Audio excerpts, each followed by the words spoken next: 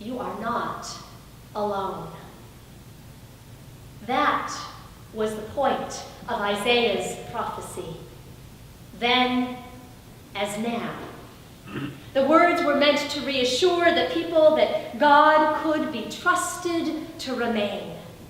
With the Israelites under siege, with Joseph and Mary, with a world in need of healing, and with all of us. Trust. That kind of trust is an expression of confidence, not in a hoped-for outcome, but in an unwavering relationship.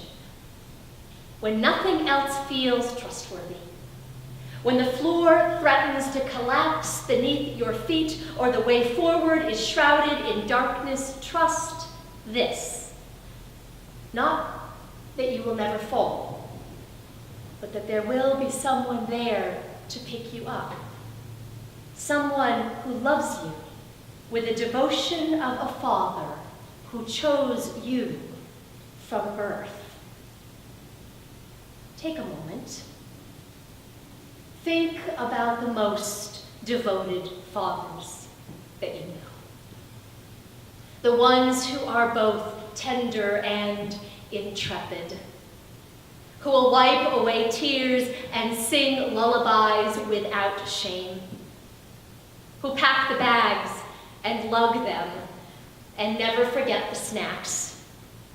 Picture that father who plays with abandon, who shares all the wisdom he knows and then gives his child the space to go it alone, who always shows up and cheers like mad, celebrates her every victory and tells him how brave he is when he tries and fails, who gently holds his daughter's head while she vomits, or remains close at hand while his son wrestles with demons.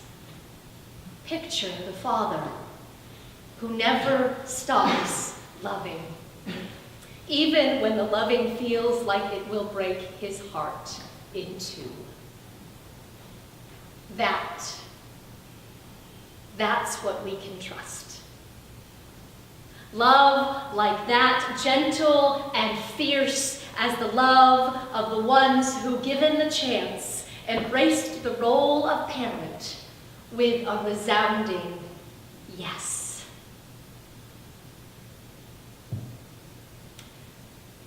And one more thing. It's not only true that we can trust God to love us.